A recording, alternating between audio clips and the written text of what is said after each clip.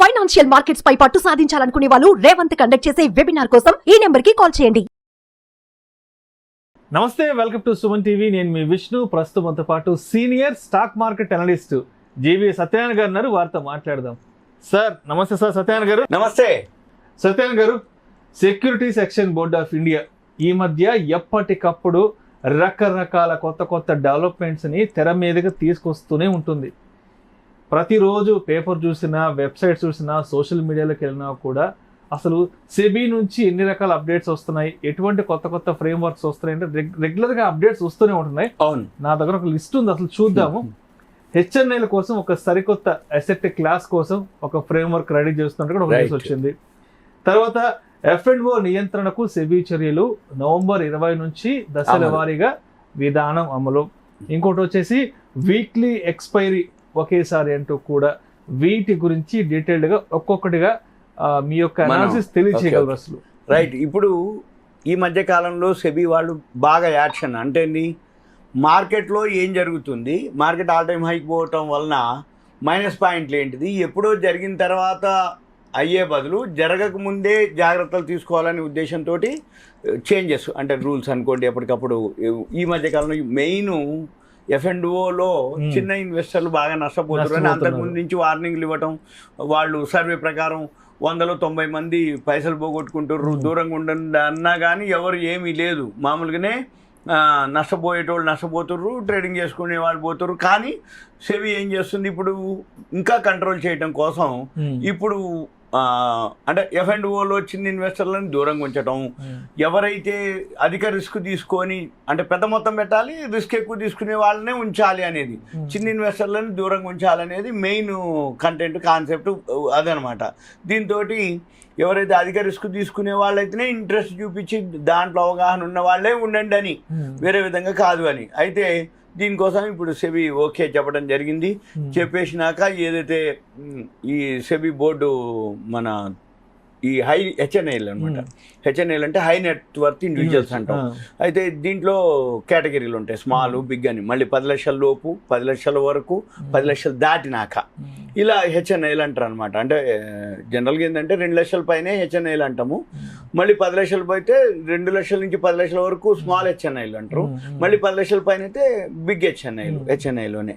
అయితే వీళ్ళందరికీ ఏంటిదంటే వాళ్ళ అమౌంట్ని బట్టి వాళ్ళకి 10 లక్షల పైన ఉన్న వాళ్ళందరికీ వాళ్ళకు ఒక ఎసెట్ క్లాసుని పెట్టేసి ఈ దీని మీద ఇన్వెస్ట్మెంట్ ఏదైతే ఇన్స్ట్రుమెంట్ ఈ స్ట్రాటజీస్ మీద వాళ్ళకి నేర్పి తర్వాత వాళ్ళు మినిమం అమౌంటే 10 లక్షలు పెట్టేటట్టుగా ప్లాన్ చేయటం అనమాట.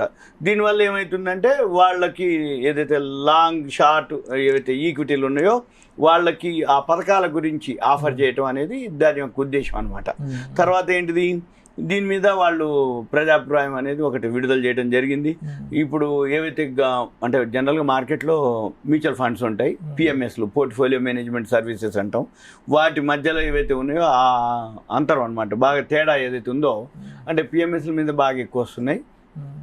ఈ మ్యూచువల్ ఫండ్స్ వాటి మీద అనేది అంతరం కోసం దాన్ని అనేది ఆ సెబీ చైర్మన్ మాధవ్ బుచ్ గారు అనౌన్స్మెంట్ చేయడం జరిగింది. ఇది ఏంటిదంటే ఈ అమెరికన్ కంపెనీ ఆ హిండెన్బర్గ్ షార్ట్ సెల్లింగ్ కంపెనీ ఈవిడ మీద ఒక అభియోగం చేసిన తర్వాత ఇది ఫస్ట్ మీటింగ్ అనమాట. దాని తర్వాత వీళ్ళు సమావేశం అవ్వటం, వీరు చెప్పడం జరిగింది. దీంతో ఏంటంటే ఎంఎఫ్ అంటే ఏదైతే పాసివ్ ఫండ్ అంటారో వాటి మీద మ్యూచువల్ ఫండ్స్ ఏవైతే ఉంటాయో వాటి మీద ఫ్రేమ్ వర్క్ కోసం ఇప్పుడు సెమీ యాక్సెప్ట్ చేయడం జరిగింది. దీంట్లో ఏంటిదంటే ఎవరైతే మ్యూచువల్ ఫండ్స్ ఉంటారో వాళ్ళు స్పాన్సర్స్, వాళ్ళ నెట్వర్క్, వాళ్ళ ట్రాక్ రికార్డు, వాళ్ళు లాభదాయకత, వాళ్ళ ట్రస్టీలు ఎంతవరకు, వాళ్ళ రెస్పాన్సిబిలిటీ, ఆమోద ప్రక్రియ, ఇదంతా కూడా వాటి మీద కొన్ని నిబంధనలు ఉండి అవన్నీ సడలించడం జరిగింది. అది అనమాట. అయితే దీంట్లో ఈజీగా ఎంటర్ అవ్వడం కోసం కొత్త వాళ్ళని ఏదైతే ప్రోత్సహించడం కోసం నిబంధనలు ఏవైతే ఉన్నాయో తగ్గించడం, వీటితో పాటు మార్కెట్లో ద్రవ్య లభ్యత అంటే బాగా ఫండ్స్ రావడం కోసం అనేది పెట్టుబడుల వివిధీకరణ అనే దాని మీద ఆర్థిక ఆవిష్కరణ చేయడం అనేది ప్రోత్సహించడం అనేది ఈ ఫ్రేమ్ వర్క్ యొక్క ముఖ్య ఉద్దేశం అనమాట. అంటే మ్యూచువల్ ఫండ్స్లోకి ఎవరైతే కొత్త వాళ్ళు ఉన్నారో వాటికి రూల్స్ కొంచెం సడలించినట్టుగా చెప్పడం జరిగింది. ఇక దీని తర్వాత బ్లాక్ డీల్ ఉంటాయి, బ్లాక్ డీల్ బల్క్ డీల్ ఉంటాయి. ఈ బ్లాక్ డీల్లో T+0 సెటిల్మెంట్ అనమాట. అంతకుముందు ఏంటంటే T+1 T+2 ఉండేది, ఇప్పుడు T+1 ఉండేది, దాన్ని T+0 అంటే సేమ్ డే రోజే ఆ డీల్కి సంబంధించినటువంటి ఏవైతే ఉన్నాయో అవి అంటే అమౌంట్ పేయిన్లు పేఅవుట్లు షేర్లు డిమ్యాట్లోకి వెళ్ళిపోవటాలు అవన్నీ జరగటం కోసం T+0 అంటే ఈరోజు చేస్తే ఈరోజే అయిపోతాయి. మనం కొనుక్కుంటే షేర్లు వచ్చేస్తే అమ్మేస్తే పైసలు కూడా వచ్చేస్తాయి అనమాట. దాన్ని T+0కి చేసారు T+1 నుంచి. అయితే అవి కొన్ని ఓన్లీ 25 కంపెనీసే ఉండేది.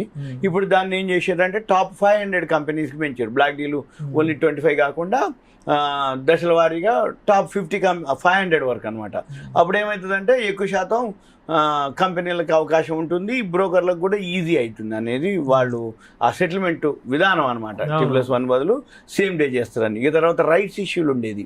ఈ రైట్స్ ఇష్యూలకి కంపెనీ ఏం చేసింది అంటే అంతకుముందు 23 వర్కింగ్ డేస్ ఉండేది. అంటే సపోజ్ మనం కంపెనీ రైట్స్ ఇష్యూ చేసి మనం అప్లై చేస్తే మన షేర్లు మన డిమాట్లోకి రావాలి అంటే 23 వర్కింగ్ డేస్ పట్టేది.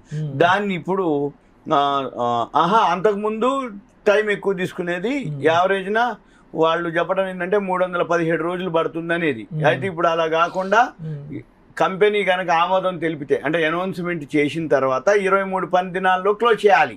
ఇప్పుడు ప్రజెంట్ ఇది ఇంకా అడ్వాన్స్ అనమాట. అంటే ఫాస్ట్గా రైట్స్ ఇష్యూకి వచ్చినవంటే 23 వర్కింగ్ డేస్లో దీన్ని కంప్లీట్ చేయాలన్నమాట. దానివల్ల ఏమవుతుందంటే ఈ మార్కెట్ ఒడిదుడుకులు ఏదైనా ఉన్నా కానీ ఫాస్ట్గా అయిపోద్ది. అంటే టైం ఎక్కువ తీసుకోకుండా ఉంటాయి. టైం ఎక్కువ తీసుకోవడం వల్ల ఏంటంటే మార్కెట్ బాగలేకపోతే మళ్ళీ వాళ్ళు పోస్ట్ పోన్ చేయటమో క్యాన్సిల్ చేయటమో జరిగేది. ఇవన్నీ లేకుండా ఏంటిది 23 వర్కింగ్ డేస్లో అంటే అనౌన్స్ చేసినా క్లోజ్ అయిపోవాలన్నమాట. అయితే దీంతో పాటు అంతకుముందు రిజల్ట్స్ అనౌన్స్ చేస్తారు. ఈ రిజల్ట్స్ అనౌన్స్ చేసేది ఏదైతే ఉందో అంతకుముందు తర్వాత తీసుకునేది 3 గంటల వరకు. అంటే వాళ్ళు టైం అనమాట. అంటే 3:30కి మార్కెట్ అయిపోతుంది. దాన్ని ఇప్పుడు ఏం చేశారంటే 30 మినిట్స్ బదులు 3 అవర్స్ వరకు టైం అనమాట. అంటే 3:30 తర్వాత 3 గంటల లోపు కంపెనీ యొక్క బోర్డు ఇప్పుడు సెకండ్ క్వార్టర్ రిజల్ట్స్ వస్తాయి. ఇప్పుడు అక్టోబర్లో నెక్స్ట్ వీక్ నుంచి సెకండ్ క్వార్టర్ రిజల్ట్స్ వస్తాయి. ఆ సెకండ్ క్వార్టర్ రిజల్ట్స్ ఏవైతే ఉన్నాయో కంపెనీలు కొన్ని ఏం చేస్తాయంటే మార్కెట్ అవర్స్లో అనౌన్స్ చేస్తాయి, కొన్నో మార్కెట్ అవర్స్ బిఫోర్ అనౌన్స్ చేస్తాయి, కొన్ని 3:30 తర్వాత అనౌన్స్ చేస్తాయి. ఈ 3:30 తర్వాత అనౌన్స్ చేసే ఏవైతే ఉన్నాయో వాళ్ళకి 3 అవర్స్ వరకు టైం ఇవ్వడం జరిగింది. ఓకే, ఇటువంటి ఏవైతే లిటిగేషన్లు కానీ ఏవైతే ఉన్నాయనుకో అవన్నీ అంతకుముందు సపోజ్ ఏదైనా కంపెనీ మీద లిటిగేషన్ కానీ ఏదైనా వస్తే వాళ్ళు ఎక్స్ప్లెనేషన్ ఇచ్చుకోవాలి కంపెనీ సెబీకి. అది 24 అవర్స్ ఉండేది అంతకుముందు. ఇప్పుడు దాన్ని 72 అవర్స్ వరకు ఇచ్చారనమాట. అంటే నువ్వు ఏదైనా ఎక్స్ప్లెనేషన్ ఏదన్నా కంపెనీ మీద అభియోగం వస్తే ఆ అభియోగాన్ని 24 గంటలు కాకుండా 72 గంటల్లో చేయాలనేది ఇది సింగిల్ ఫైలింగ్ విధానం అనమాట. దీంతో పాటు ఇన్సైడర్ ట్రేడింగ్ అని ఉంటుంది. ఇన్సైడర్ ట్రేడింగ్ అంటే ఏంటంటే ఒక కంపెనీలో ఏదైతే న్యూస్ ఉంటుందో అది బయటికి రాకుండానే కంపెనీ వాళ్ళు మ్యూచువల్ ఫండ్స్ అనుకోండి, ఇన్స్టిట్యూషన్స్ అనుకోండి, ఫారెన్ వాళ్ళు అనుకోండి, వాళ్ళే దాని మీద అంటే సపోజ్ ఇప్పుడు ఒక కంపెనీ ఏదో అనౌన్స్ చేయాలనుకుంటుంది, లేకపోతే ఒక డీల్ జరుగుతుంది, ఆ చర్చలు జరుగుతూ ఉంటాయి. ఆ జరుగుతున్నటువంటి న్యూస్ని వీళ్ళు ఏం చేస్తారు, ముందుగానే స్టాఫ్ కానీ బయటకు వచ్చేస్తుంది. ఆ న్యూస్ ఇదిని వీళ్ళు స్టాక్ బ్రోకర్లు వాళ్ళు ఆ న్యూస్ తోటి ఆ షేర్లో స్పెక్యులేషన్ ఎక్కువ చేస్తారనమాట. అయితే దాని ద్వారా ఇప్పుడు ఏమవుతుందంటే దాన్ని ఏమంటారు అంటే యూపీఐ బ్లాక్ మెకానిజం అంటారు. అప్పుడు వాళ్ళ అమౌంట్ ఏదైతే ఉందో అంటే ఇప్పుడు ప్రజెంట్ ఏంటిదంటే ఆ నియమావళి అంటే జనరల్గా ఏదైతే ఒక కంపెనీలో జరుగుతుందో ఎంప్లాయీస్ కానీ ఏమున్నా కానీ వాళ్ళు చెప్పకూడదు, ఆ లీక్ చేయకూడదు. ఆ లీక్ చేసి ఏదైతే ఉందో దానితోటి ఇప్పుడు ఆ నిషేధం అనమాట నియమావళిని దాన్ని కనెక్ట్ చేస్తారు. అంటే ఏదైనా జరిగితే బాగా యాక్షన్ తీసుకుంటారు అన్నట్టు. అటువంటి చేయకూడదు అనేది ఆ నిబంధనల పరిధిలోకి తీసుకురావడం జరిగింది.